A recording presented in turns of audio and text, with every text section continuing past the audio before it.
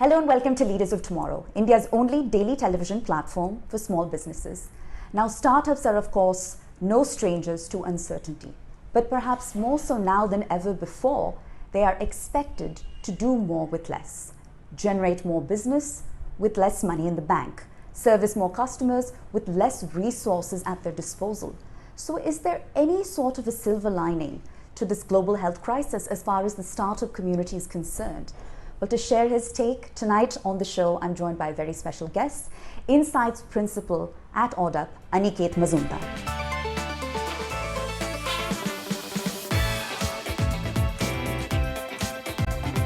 Aniket, thank you for joining us.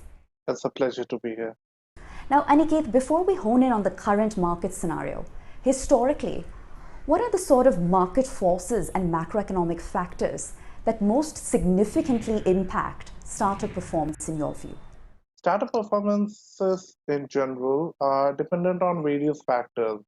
Some of the most important factors that we try to keep tabs on, and those are the important factors that keep popping up in our conversation more often than the others, would be rate of employment, inflation, rate of interest, cross-border trade, and global economic growth rates. The rate of economic growth or the sales rate is in any industry shifts as the economy moves. As the sales rate changes, the organization needs to update its production rates to keep up with the demand. When the economic rate is high, organizations take advantage of the high demand and they try to hire as many people to outdo their competition when they have the chance. However, every company builds up its capital in one form or the other from loans. And hence, rate of interest also plays a critical role uh, when it comes to the capability of organizations to maintain their capital. Unemployment rates are important and are kind of tricky when it comes to dealing with them. As unemployment rises, companies have more candidates to fill up their vacancies, but in the same time, the consumer pool doesn't have enough disposable income. It reduces their purchasing capability.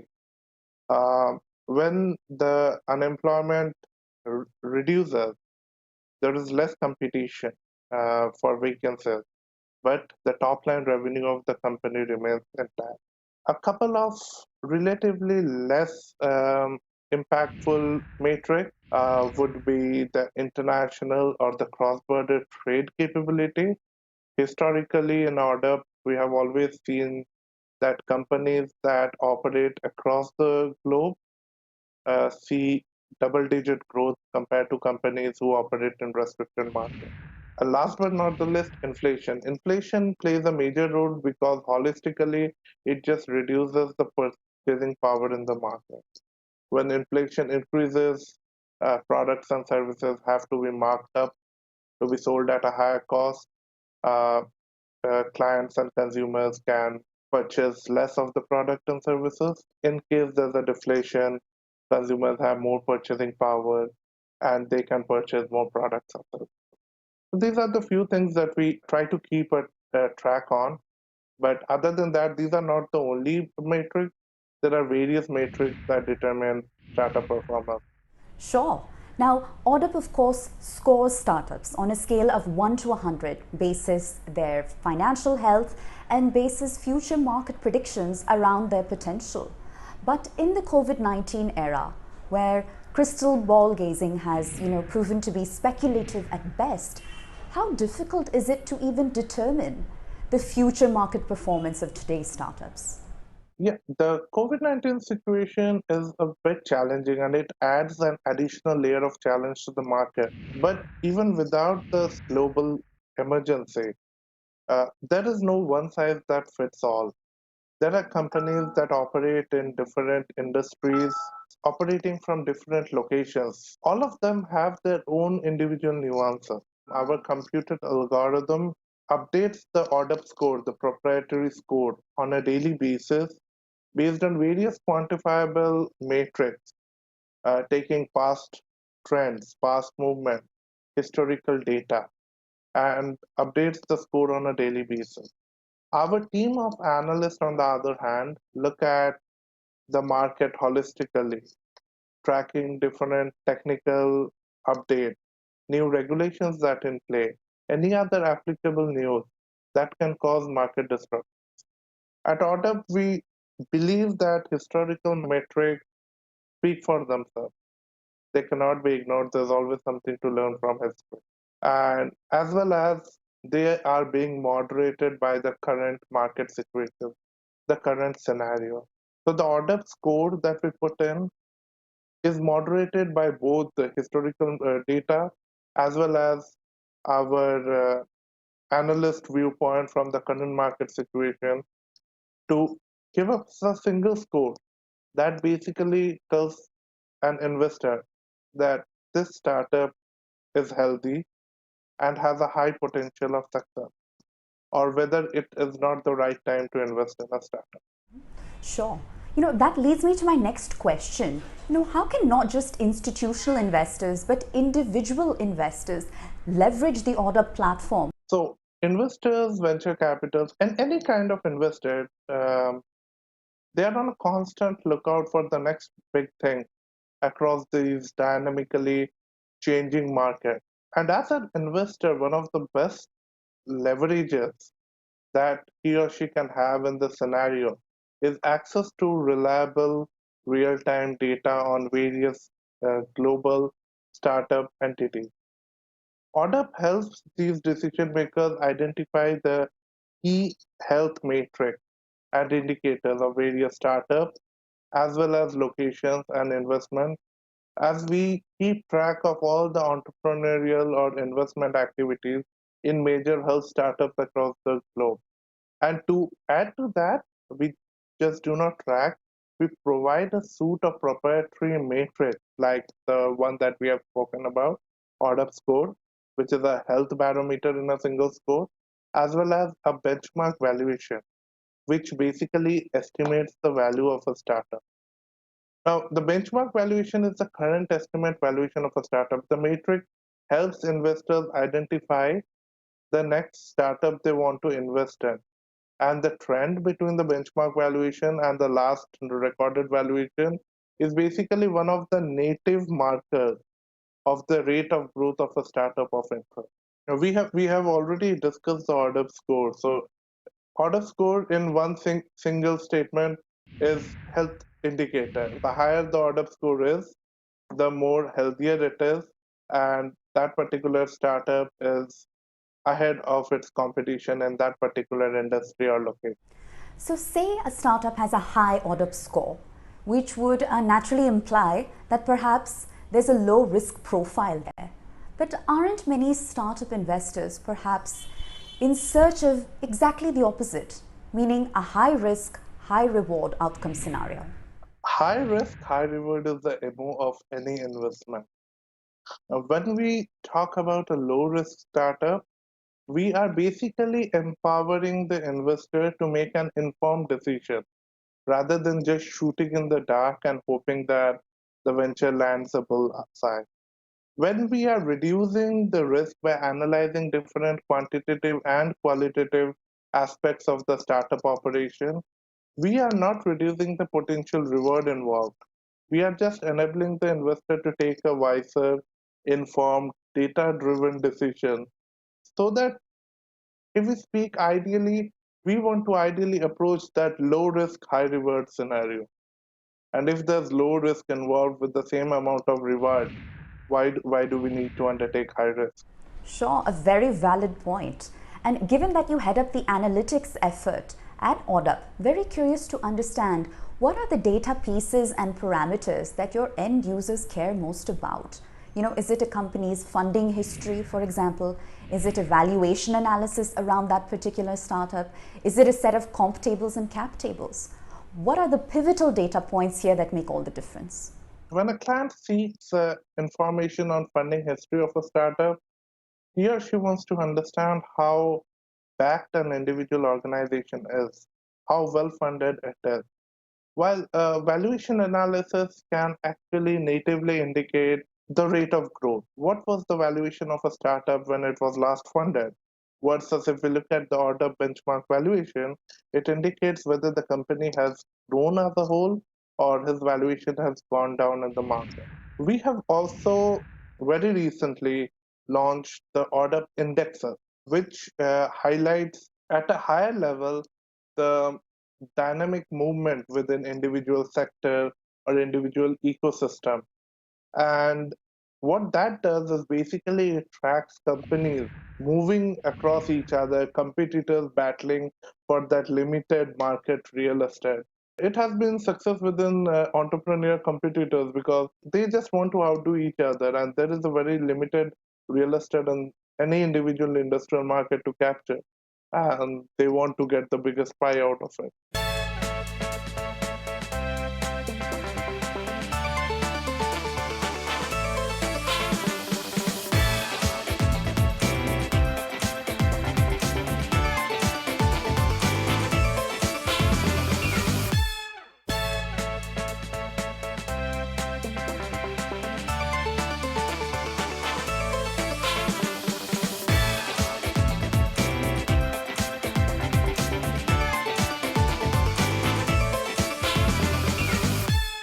Has Oddup become a platform for startups to essentially keep tabs on their competitors? Oddup at its core, uh, we cater both to startups and investors.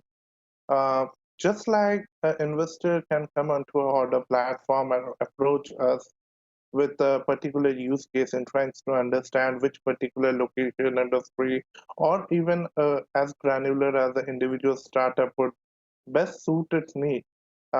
Certain entrepreneurs approach order or log onto the order platform to understand their current presence in the market.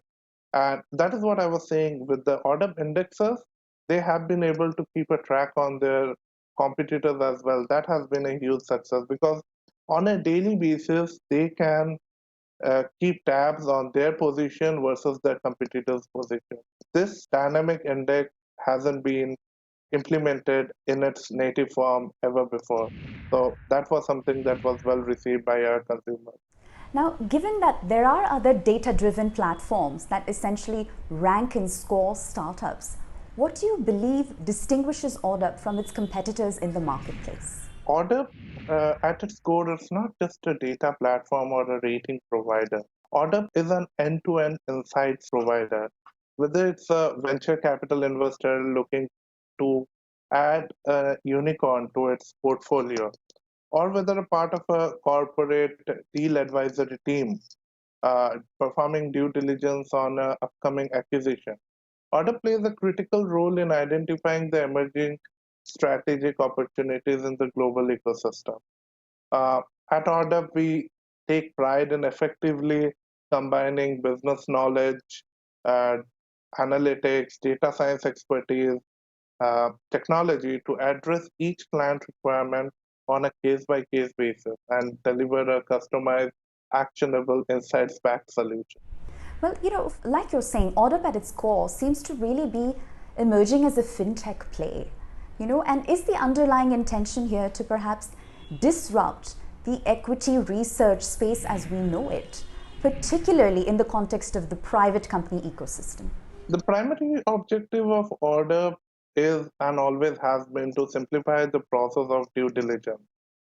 Now, these are two words that help investors determine what they want to invest in.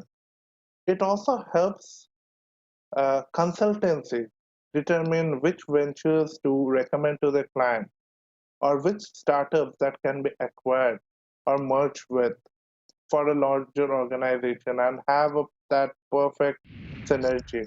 Venture capitalists, angel investors, all these financial institutions historically have spent large amounts of effort, time, and money in obtaining the detailed analysis research that require this critical investment decisions. With private companies, this becomes exceedingly more trickier because they are not bound to list all their information for public use. This is where Oddup steps in.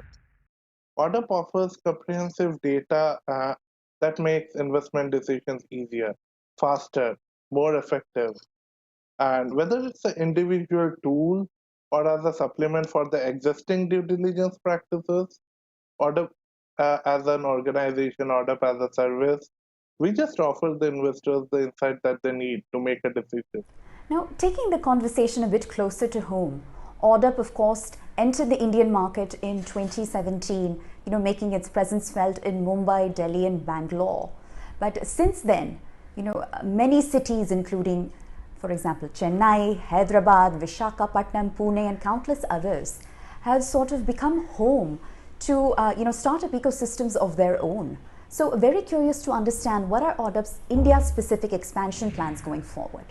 The order platform, the best thing about the platform is it's designed in a way that it continuously evolves and grows.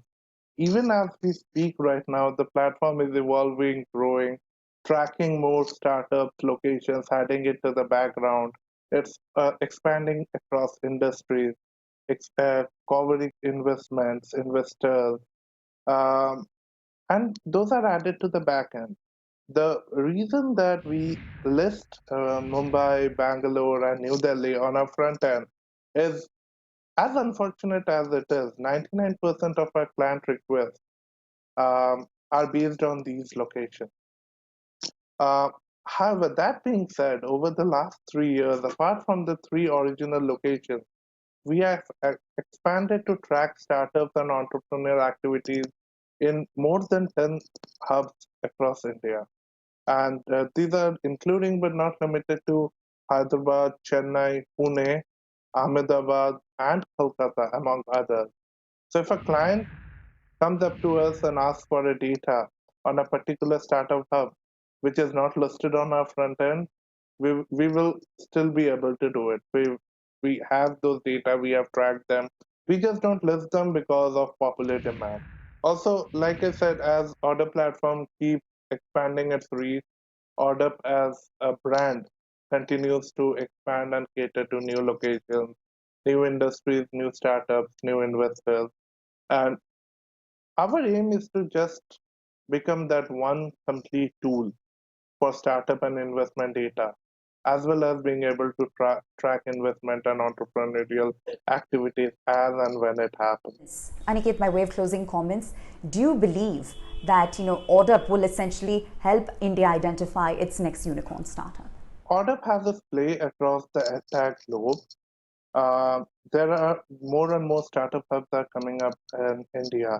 But the challenge with entrepreneurship is a constant process of evolution that involves creativity in innovation and subsequent application in the market. And with every individual industry and location having its own nuances, it becomes very tricky for the entrepreneurs to know the right course of action, as well as investors to be perfectly aware of which startups they should invest in. With Order, we are trying to simplify the entire process of due diligence. And with that, it will not only be beneficial for the investors to understand which are the next big things are in this dynamically developing Indian market, but also for our Indian entrepreneurs to understand what is the right course of action, as well as dynamically able to track whether they are on the right course and make the necessary course corrections to be a success. Order will play a critical role in this with the years to come. All right.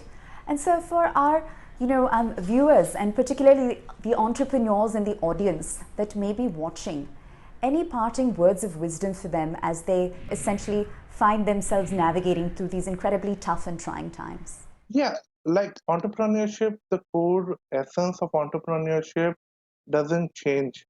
With this global pandemic, the entire essence is to achieve more with less. The fundamental idea still remains the same. What this current situation does do is separate the startups that adapt quickly from the rest of the pool, creating a wide gap between the two groups. Now, when COVID 19 actually came into play, every organization under the sun has been trying to adapt in some shape and form, whether it's rolling out customer centric efforts like extended promotions of free services, which are tracked as giving back to the community. But What this does is actually make that organization stand out from the rest of the companies, enabling them to have a better grip on the market when the normal business resumes. Now, whether these efforts in its nativity will stick or not can depend on a lot of internal and external factors.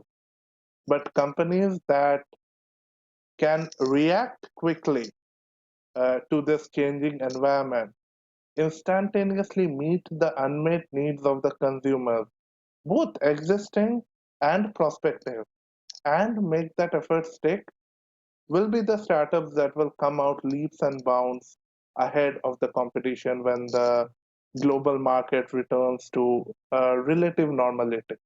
Well, Aniket, with that, it's a wrap. Thank you so much for sharing your insights. And we here at the Leaders of Tomorrow wish you continued success. Thank you. Thank you. It was great to be here.